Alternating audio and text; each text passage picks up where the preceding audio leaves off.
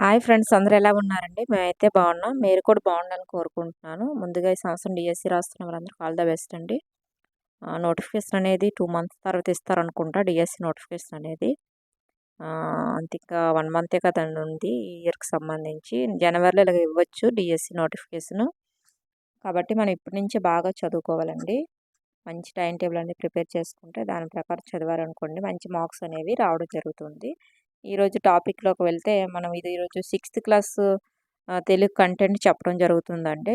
6th క్లాస్లోని ఇది సుభాషితాలు అనే lesson అండి. దీనికి ముందు చాలా లెసన్స్ చెప్పాను 6th క్లాస్కి సంబంధించి. కొన్ని లెసన్స్ అయిపోయాయి, ఒక 4-5 లెసన్స్ అయిపోయాయండి 6th class Telugu text book సంబంధించి. నేనేమో అదే లెసన్ వైజ్ చెప్తున్నాను 6th క్లాస్ కంటెంట్ అనేది. ప్రతి లెసన్లో వచ్చే బిట్స్, అందులో ఉండే లెసన్లో ఉండే భావం అన్నీ కూడా చెప్పడం జరుగుతుంది. వీటికి ముందు 6th క్లాస్కి ముందు 3rd class Telugu text book complete చేశాను. అలాగే 4th కూడా కంప్లీట్ చేశాను తెలుగు టెక్స్ట్ బుక్. 5th కూడా తెలుగు టెక్స్ట్ బుక్ కంప్లీట్ చేశానండి. ఇది 6th క్లాస్ అనేది కంటెంట్ ఎక్కువగా ఉంది, అందువల్ల నేను లెసన్ వైజ్ చెప్తున్నాను. రోజుకి చిన్న లెసన్స్ అయితే 2 లెసన్స్ చెప్తున్నాను, పెద్దవైతే ఒకటే చెప్తున్నానండి. అలాగే ఒక 5 లెసన్స్ అయ్యాయి. ఇది 6వ లెసన్ అనుకుంటా, సుభాషితాలు అనేది. ఈరోజు సుభాషితాలు అనే లెసన్లో వచ్చే బిట్స్ అండ్ కవుల గురించి అన్నీ కూడా మనం ఈరోజు చెప్పుకుందామండి. చాలా ఇంపార్టెంట్ బిట్స్. వీడియో స్కిప్ చేయకుండా చూడండి, చాలా ఇంపార్టెంట్ బిట్స్. వీడియోగా నచ్చితే లైక్ చేయండి, షేర్ చేయండి, సబ్స్క్రైబ్ చేయండి ఫ్రెండ్స్. చాలామంది అసలు సబ్స్క్రైబ్ చేయట్లేదు, సబ్స్క్రైబ్ చేయండి. ఈ వీడియో మాత్రం స్కిప్ చేయొద్దు. ఓకే అండి, ఇప్పుడు మన టాపిక్లోకి వెళ్దాము. ఇక్కడ చూడండి 6th క్లాస్లో ఒక లెసన్ అండి ఇది, తెలుగు టెక్స్ట్ బుక్ సంబంధించి సుభాషితాలు. ఇది ప్రక్రియ ఏంటంటే పద్యం అండి. ఈ సుభాషితాలు అనేది ప్రక్రియ ఏంటి? పద్యం. ఇతివృత్తం ఏంటంటే నైతిక విలువల గురించి చెప్పడం జరిగింది. నైతిక విలువల గురించి చెప్పడం జరిగింది. అందులో మనకిప్పుడు కవి, కాలం, శతకం. కవుల గురించి వాళ్ళు ఏ కాలం వాళ్ళు, వాళ్ళ యొక్క శతకం ఏంటి చెప్పడం జరిగిందండి. ఫస్ట్ చూడండి, నార్ల చిరంజీవి గారు అండి. ఇతను 20వ శతాబ్దం తెలుగు పూల శతకం అండి ఇతనిది. నార్ల చిరంజీవి 20వ శతాబ్దం అతను తెలుగు పూల శతకం అండి ఇతను. నెక్స్ట్ వేమన అండి, 17వ శతాబ్దం. వేమన ఎన్నవ శతాబ్దానికి చెందిన వాళ్ళు? 17. వేమన శతకం. వేమనేమో 17వ శతాబ్దానికి చెందిన వాళ్ళు, వేమన శతకం. నెక్స్ట్ కరుణశ్రీ అండి, 20వ శతాబ్దం తెలుగు బాల శతకం. కరుణశ్రీ అండి 20వ శతాబ్దం తెలుగు బాల శతకం. బద్దెనేమో 13వ శతాబ్దం సుమతి శతకం అండి. బద్దెన 13వ శతాబ్దానికి చెందిన అతను, సుమతి శతకం. పక్కి అప్పల నరసింహ, ఇతను 17వ శతాబ్దం కుమారి శతకాలు. కుమారి శతకాలు పక్కి అప్పల నరసింహం అతనికి చెందినవి. పోతులూరి వీరబ్రహ్మం, ఇతను కూడా 17వ శతాబ్దానికి చెందిన అతనే. కాళికాంబ సప్తశతి అండి. పోతులూరి వీరబ్రహ్మం 17వ శతాబ్దం, కాళికాంబ సప్తశతి. నెక్స్ట్ మారద వెంకయ్య, ఇతను 16వ శతాబ్దానికి, భాస్కర శతకం అండి మారద వెంకయ్య. నెక్స్ట్ కంచర్ల గోపన్న అండి, 17వ శతాబ్దం దాశరథి శతకం. చూడండి, 17వ శతాబ్దానికి చెందిన వాళ్ళు వేమన అండ్ పక్కి అప్పల నరసింహం, పోతులూరి వీరబ్రహ్మం, నెక్స్ట్ కంచర్ల గోపన్న. వీళ్ళు నలుగురు 15వ శతాబ్దానికి చెందిన వాళ్ళు. 20వ శతాబ్దానికి నార్ల చిరంజీవి అండ్ కరుణశ్రీ, వీళ్ళు 20వ శతాబ్దానికి చెందిన వాళ్ళండి. నెక్స్ట్ మనం చూసుకుంటే చూడండి, మామయ్య మాయమ్మని ఎలా విడదీస్తాం? మా ప్లస్ ఉయ్ ప్లస్ అమ్మ. అలాగే మీ ప్లస్ యాక్ పొల్లండి ప్లస్ ఇలు. పై పదాల మధ్య యాక పొల్లు ఉంది కదండి, అదనంగా వచ్చి చేరింది. ఇలా చేరడాన్ని ఎడాగము అంటాము. ఏమంటామండి?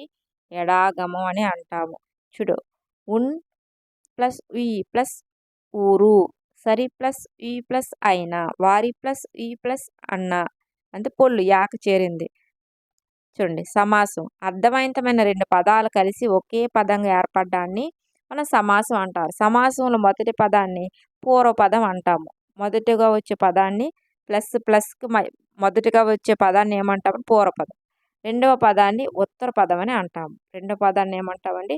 ఉత్తర పదం అంటాము. ఉదాహరణకు చూడండి, సరస్వతి మందిరం, సరస్వతి యొక్క మందిరం. సరస్వతి అనేది ఏంటి? పూర్వపదం. మందిరం అనేది ఉత్తర పదం. చూడండి, సరస్వతి మందిరం ఉంది కదా, సరస్వతి యొక్క మందిరం. సరస్వతి అనేది మనకి ఇక్కడ పూర్వపదం అవుతుంది, మందిరం అనేది ఉత్తర పదం అవుతుంది. ఇలా సమాసాలని మనం ఏర్పడుతూ ఉంటాయి. చూడండి ద్వంద్వ సమాసం చూసుకుంటే మనం చూడండి. సమాసం 2 పదాలు ప్రాచీన పాదాన్ని కలిగి ఉంటే అది ద్వంద్వ సమాసం అవుతుంది. చూడండి సమాసంలో 2 పదాలు సమాన ప్రాధాన్యం కలిగి ఉంటే 2 కూడా 2 పదాలు పూర్వపదం అలాగే ఉత్తర పదం కూడా సమానం ప్రాధాన్యం కలిగి ఉంటే అది ద్వంద్వ సమాసం అవుతుందండి. ఉదాహరణ సూర్యుడు చంద్రుడు, సూర్యుడును చంద్రుడు, సూర్యుడు చంద్రుడు రెండిట్లో కూడా ఒకే ప్రాధాన్యత కలిగి ఉంటుంది కాబట్టి ఇది ద్వంద్వ సమాసం. చూడండి సూర్య చంద్రులు అంటే సూర్యుడు చంద్రుడు, తల్లిదండ్రులు తల్లియును తండ్రిను, చూడండి అన్నదమ్ములు అన్న తమ్ముడు, కష్ట సుఖాల కష్టం సుఖం, అలాగా అలా వచ్చే వాటిలో మన ద్వంద్వ సమాసం కింద వస్తుంది. ఉభయ పదార్థ ప్రధానంబు ద్వంద్వంబు అని సూత్రం అనమాట. ఇది జస్ట్ సూత్రం. పదాల మధ్య అర్థ సంబంధాన్ని ఏర్పరచడానికి ఉపయోగించే వాటిని విభక్తులు అంటాము. పదాల మధ్య అర్థ సంబంధాన్ని ఏర్పరచడానికి ఉపయోగించే వాటిని విభక్తులు అంటారు. మీకు ద్వంద్వ సమాసం అర్థమైంది కదండి. ఇవన్నీ కూడా జంట పదాలా వస్తాయి. మనకు ఆ జంట పదాలా వస్తేనే మనకి అది ద్వంద్వ సమాసం అవుతుందండి. చూడండి ప్రత్యామ్నాయాలు విభక్తుల గురించి చెప్పుకుందాము. ప్రత్యామ్నాయాలు విభక్తులు. డు ము ఊలు ప్రథమ విభక్తి. డు ము ఊలు ప్రథమ విభక్తి. నిన్ నున్ లన్ కూర్చి గురించి ద్వితీయ విభక్తి అండి. కేతన్ చేన్ తోడన్ తోన్ ఇవి తృతీయ విభక్తి. కొరకున్ కై కై చతుర్థి విభక్తి. వలనన్ కంటెన్ పట్టి ఇవి పంచమ విభక్తి. కిన్ కున్ యొక్క లోన్ లోపల ఇవి షష్ఠి విభక్తి. అందున్ నన్ సప్తమి విభక్తి. ఓ ఓరి ఓయి ఓసి అనేది సంబోధన ప్రథమ విభక్తి. ఇవన్నీ విభక్తి. చూడండి డూమూవులు చాలా ఇంపార్టెంట్. డూమూవులు ప్రథమ విభక్తి. నిన్ నున్ లన్ కూర్చి గురించి ద్వితీయ విభక్తి. చేతన్ చెన్ తోడన్ తోన్ తృతీయ విభక్తి. కొరకున్ కై కోసం అనేది చతుర్థి విభక్తి. వలనన్ కంటెన్ పట్టి పంచమ విభక్తి. కిన్ కున్ యొక్క లోన్ లోపల ఈ షష్ఠి విభక్తి. అందున్ నన్ సప్తమి విభక్తి. ఓ ఓరి ఓయి ఓసి అని సంబోధన ప్రథమ విభక్తి. ఇవి ప్రత్యామ్నాయాలు విభక్తులండి. వీటికి ఈ లెసన్కి సంబంధించి సుభాషితాల లెసన్కి సంబంధించి మనం బిట్స్ ఎలా వస్తాయో చూద్దామండి. బిట్స్ అనేవి మనకి ఏ విధంగా వస్తాయి అనేది మనం చూద్దాం. చూడండి తెలుగు బాల శతకం. చూడండి తెలుగు బాల శతకం రచయిత ఎవరని అడుగుతున్నారండి. మనకి కరుణశ్రీ, నార్ల చిరంజీవి, పక్కి అప్పల నరసింహం, మారది వెంకయ్య. మనం ఏం చదువుకున్నాం? తెలుగు బాల శతక రచయిత మనకు ఆప్షన్ 1 అండి కరుణశ్రీ. ఎవరండి? కరుణశ్రీ. తెలుగు బాల శతక రచయిత కరుణశ్రీ. నెక్స్ట్ ఇత్వంపై సంధి తప్పక జరగాలని నియమం లేదు. జరగవచ్చు జరగపోవచ్చు. వ్యాకరణములు ఈ పరిస్థితిని ఎలా అంటారు? ఇత్వంపై సంధి తప్పక జరగాలని నియమం లేదు. జరగవచ్చు జరగకపోవచ్చు. వ్యాకరణములు ఈ పరిస్థితిని ఎలా అంటారు? నిత్యం, వైకల్పికం, బహుళం, ఎడాగమం. ఏమవుతుందని అడుగుతున్నారండి. మనకు ఆప్షన్ 2 అండి వైకల్పికం అవుతుంది. ఏమవుతుందండి? వైకల్పికం.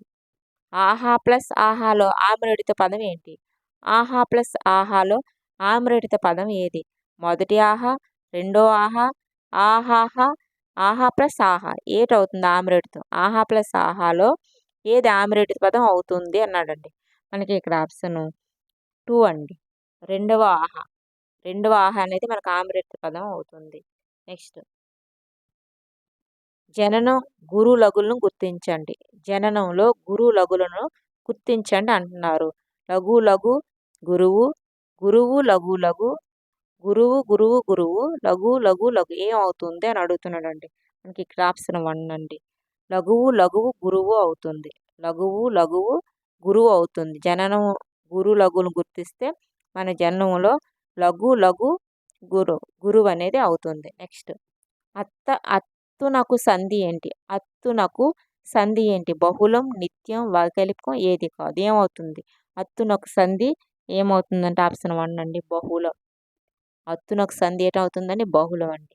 నెక్స్ట్ కాలమూరక విడదీసిన రూపం ఏంటి? కాలమూపక పదాన్ని ఎలా విడదీస్తుంది? కాలము ప్లస్ ఊరక, కాలం ప్లస్ ఊరక, కాలము ప్లస్ రక, కాలము ప్లస్ ఊరక ఏమవుతుంది అన్నారండి. మనకి ఇక్కడ ఆప్షన్ 1 అండి కాలము ప్లస్ ఊరక, కాలమూరక. కాలము ప్లస్ ఊరక, కాలమూరక. నెక్స్ట్ మనకి ఏడోది చూడండి. సూర్యచంద్రుల విగ్రహ వాక్యం ఏంటి? సూర్యచంద్రుల విగ్రహం వాక్యం. సూర్యుడు అను చంద్రుడా, సూర్యచంద్రులు, బాణుడును చంద్రుడా, సూర్యుడును చంద్రుడు. ఏమవుతుందో మనకి ఇక్కడ ఆప్షన్ 4 అండి. సూర్యుడును చంద్రుడు. సూర్యచంద్రుల విగ్రహ వాక్యం ఏంటి? సూర్యుడును చంద్రుడు. నెక్స్ట్ హరి నానార్థాలు ఏవి? హరి అనే పదానికి నానార్థాలు ఏంటి? రాముడు, లక్ష్మణుడు, సంపద, స్నేహం, కోతి, సూర్యుడు, రాజు, రేటు. ఏమవుతుంది? హరి నానార్థ పదార్థం ఏదని అడుగుతున్నాడండి. మనకి ఇక్కడ ఆప్షన్ 3 అండి. కోతి, సూర్యుడు. హరి ఒక పదానికి నానార్థాలు కోతి, సూర్యుడు. నెక్స్ట్ మనం చూసుకుంటే 9 సప్తమి విభక్తి ప్రత్యామ్నాయాలు ఏంటి? సప్తమి విభక్తి యొక్క ప్రత్యామ్నాయాలు ఏడు అడుగుతున్నాడు. వలనన్, కంటెన్, పట్టి, డూము, ఊలు, నిన్నున్లను కూర్చి, గురించి, అందనన్, ఏమవుతుంది? సప్తమి విభక్తి ప్రత్యామ్నాయాలు ఏంటని అడుగుతున్నాడండి. మనకి ఆప్షన్ 4 అందన్, నన్ను. అందన్, నన్ను. బిట్స్ చూడండి ఈ విధంగా కూడా వస్తూ ఉంటాయి. వీడియోగా నచ్చితే లైక్ చేయండి, షేర్ చేయండి, సబ్స్క్రైబ్ చేయండి ఫ్రెండ్స్.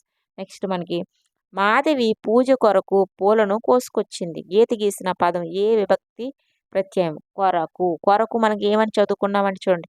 మాధవి పూజ కొరకు పూలను కోసుకొచ్చింది. గీత గీసిన పదం ఏ విభక్తి ప్రత్యయం? ప్రథమ విభక్తి, ద్వితీయ విభక్తి, తృతీయ విభక్తి, చతుర్థి విభక్తి. ఏమవుతుందండి? మనకి ఇక్కడ ఆప్షన్ 4 అండి. చతుర్థి విభక్తి. చూడండి విభక్తులు చాలా ఇంపార్టెంట్.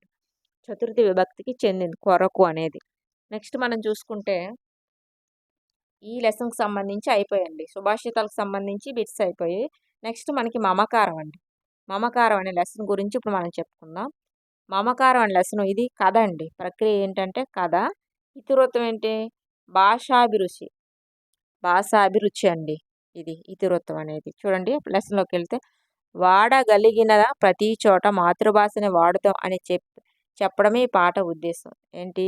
వాడగలిగిన ప్రతి చోట మాతృభాషని వాడుదామని చెప్పడమే ఈ పాఠం ఉద్దేశం. మమకారం అనే పాఠం యొక్క ఉద్దేశం కూడా అడుగుతూ ఉంటాడండి. కవి ఎవరంటే చిలుకూరి దేవపుత్ర. కాలం 24/4/1952 నుంచి 18/10/2016 వరకు ఉంటుందండి.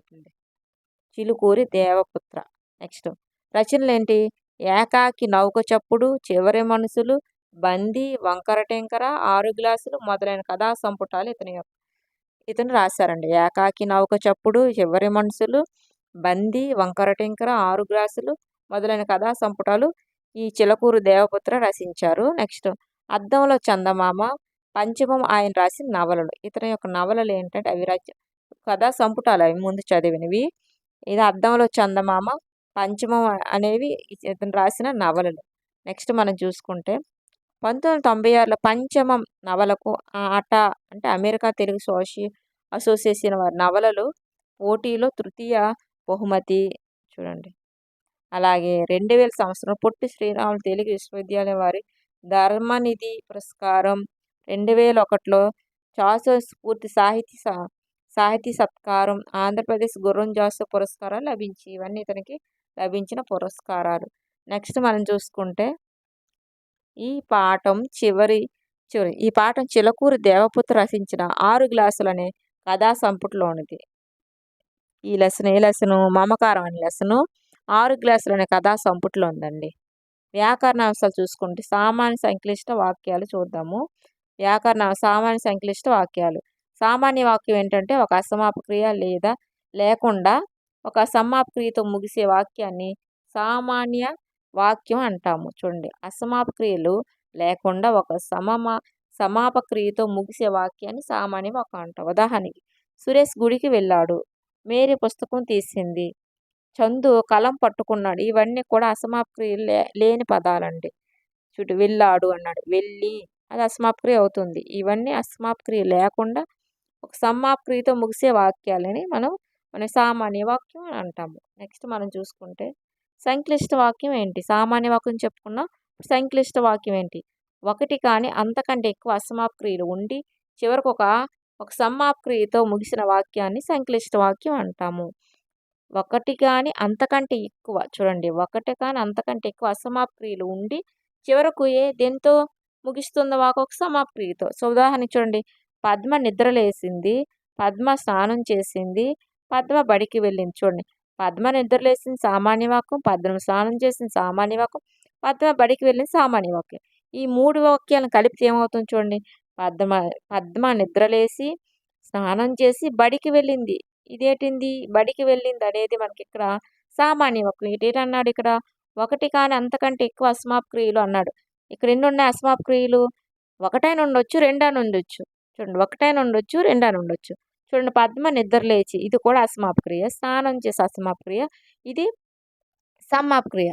ఏంటంటే ఇది సమాప్త క్రియ. సమాప్త క్రియతో ముగిస్తుంది వాక్యం. దీన్ని సంక్లిష్ట వాక్యం అని అంటారు. మీకు అర్థమైంది అనుకుంటా. బడికి వెళ్ళింది. పద్మ నిద్రలేసి స్నానం చేసి బడికి వెళ్ళింది. ఇది సమాప్త క్రియ. బడికి వెళ్ళిందనేది. ఓకేనా? పద్మ నిద్ర లేచి, స్నానం చేసి, చేసిందంటే అది సమాప్త క్రియ. చేసి ఇంకేదో చేస్తుంది. ఇంకో పని. అది చూడండి, అసమాప్త క్రియ, అసమాప్త క్రియ, సమాప్త క్రియ. అర్థమైందనుకుంటా మీకు. అలా 2 వాక్యాలు కూడా కలపవచ్చు. రమేష్ సైకిల్ తొక్కుతున్నాడు. రమేష్ బడికి వెళ్తున్నాడు. ఇందులో చూడండి 2 వాక్యాలు. రమేష్ సైకిల్ తొక్కుతున్నాడు. ఇది సమాప్త క్రియ. రమేష్ బడికి వెళ్తున్నాడు. ఇది కూడా సమాప్త క్రియ. ఇతనేమన్నారు? మళ్ళీ చూడండి, రమేష్ సైకిల్ తొక్కుతూ బడికి వెళ్ళాడు. తొక్కుతూ బయటికి వెళ్ళాడు. అది ఒక అసమాప్త క్రియ, ఒక సమాప్త క్రియ. రమేష్ సైకిల్ తొక్కుతూ అనేది అసమాప్త క్రియ అండి. బడికి వెళ్ళాడు సమాప్త క్రియ. అది ఒక అసమాప్త క్రియ, ఒక సమాప్త క్రియతో మన సంక్లిష్ట వాక్యం అనేది మనకి ఏర్పడుతుంది. ఒకటి కానీ అంతకంటే ఎక్కువ. ఇక్కడ చూసుకోండి, చాలా ఇంపార్టెంట్ ఇది. మనం కన్ఫ్యూజ్ అవుతుంటాము. ఈ లెసన్కి సంబంధించి బిట్స్ అండి. మమకారం అనే లెసన్కి సంబంధించి మనకు బిట్స్ ఇవ్వడం జరిగింది. అవి ఏంటి ఇప్పుడు మనం చూసుకుందాము.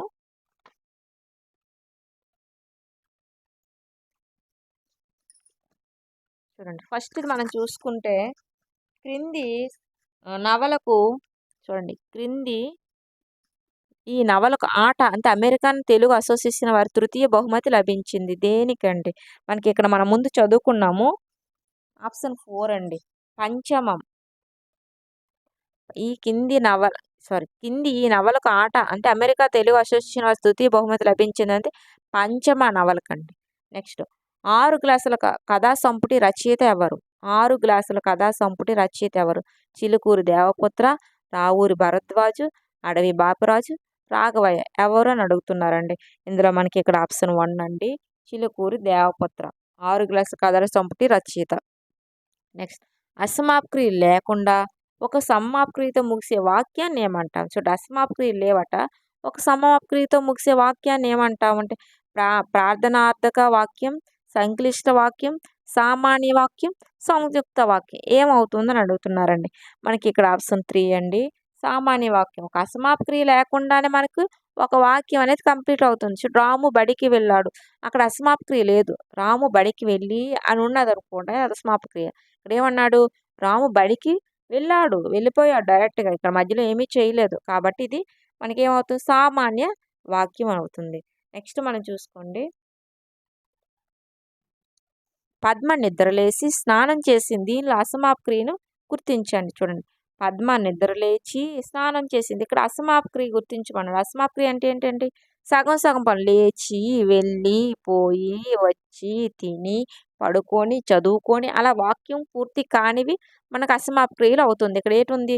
చేసి, లేచి, చేసింది, లేచింది. ఇక్కడ ఏంటి? నిద్ర లేచి. కాబట్టి మనకి ఇక్కడ లేచి అనేది మనకి ఇక్కడ అసమాప్త క్రియ అనేది అవుతుంది. చూడండి, స్త్రీకి వికృతి పదం ఏంటి? స్త్రీకి వికృతి పదం ఏంటి అని అడుగుతున్నాడండి. మనకి ఇక్కడ ఆప్షన్ 2 అండి. ఇంతి. స్త్రీకి వికృతి పదం ఏంటండి? ఇంతి. సిరి, ఇంతి, స్త్రీ, సితిరి. ఏటైంది? ఇంతి అండి. నెక్స్ట్ మనకి మమకారం పాఠ్యభాగ నేపథ్యం ఏంటి? మమకారం పాఠ్యభాగ నేపథ్యం ఏంటి? ఆంగ్ల భాష అభివృద్ధి, తెలుగు భాషను కాపాడుకోవడం, హిందీని జాతీయ భాషగా గౌరవించడం, భాషా దినోత్సవాలు జరుపుకోవడం. ఏమవుతుందని అడుగుతున్నారండి. మనకి ఇక్కడ ఆప్షన్ 2 అండి. తెలుగు భాషను కాపాడుకోవడం అనేది మమకారం పాఠ్యభాగం యొక్క నేపథ్యం. నెక్స్ట్ మనం చూసుకుంటే 7వదండి. క్రింది వాటిలో ఎవరికి చాసో స్ఫూర్తి సాహితీ సత్కారం లభించింది? క్రింది వాటిలో ఎవరికి చాసో స్ఫూర్తి సాహితీ సత్కారం లభించింది? జాషువా, చిలకూరి దేవపుత్ర, అడవి బాపురావు, దాశరథి. ఎవరికి వచ్చింది చాసో స్ఫూర్తి సాహితీ సత్కారం? మనకి ఇక్కడ ఆప్షన్ 2 అండి. చిలకూరి దేవపుత్ర. చిలుకూరి దేవపుత్ర అండి. నెక్స్ట్ మనం చూసుకుంటే నా గణం గురు లఘువులను గుర్తించండి. నా గణం గురు లఘువులను గుర్తించండి అన్నాడు. లఘువు లఘువు, గురువు గురువు గురువు, గురువు లఘువు గురువు, గురువు గురువు లఘువు. ఇందులో ఏమవుతుంది మనకి ఇక్కడ ఆప్షను 1 అవుతుంది. నా గణం గురువు లఘువులను గుర్తించండి అంటే లఘువు లఘువు లఘువు. మనకు ఆప్షన్ 1 ఇక్కడ కరెక్ట్ అవుతుంది. నెక్స్ట్ మనం చూసుకుంటే 9 ఒద్దిక పదానికి అర్థం ఏంటి? ఒద్దిక అనే పదానికి అర్థం ఏంటి? అనుకూలత, వ్యతిరేకత, సంపద, వశం. ఏమవుతుంది ఒద్దిక అనే పదానికి అర్థం అడిగాడు. మనకి ఇక్కడ ఆప్షన్ 1 అండి. అనుకూలత. ఒద్దిక అంటే ఒద్దుకుగా ఉంది అంటాం, అంటే అనుకూలంగా ఉంది అనుకూలత. ఆగము పర్యాయ పదం గుర్తించండి. ఆగము పర్యాయ పదం గుర్తించండి అన్నాడండి. మనకి ఇక్కడ అగ్ని వహ్ని, శ్రీ వనిత, గుర్రం తురుగు, తురగం, పాపం దురితం. ఏమవుతుంది ఇక్కడ అడుగుతున్నాడండి. మనకి ఇక్కడ ఆప్షన్ 4 అండి. పాపం దురితం. పాపం దురితం అవుతుందండి. ఆప్షన్ 4 అనేది ఇక్కడ కరెక్ట్ అవుతుంది అండి. ఈరోజు బిట్స్ 2 లెసన్కి సంబంధించి సుభాషితాలు మేలుకోలు లెసన్కి సంబంధించి బిట్స్ అండి ఇవి. నెక్స్ట్ మనం రేపు మరొక లెసన్స్తో కలుసుకుందాం. అది కూడా 6th క్లాస్కి సంబంధించి. ఓకే అండి, టేక్ కేర్, బాయ్.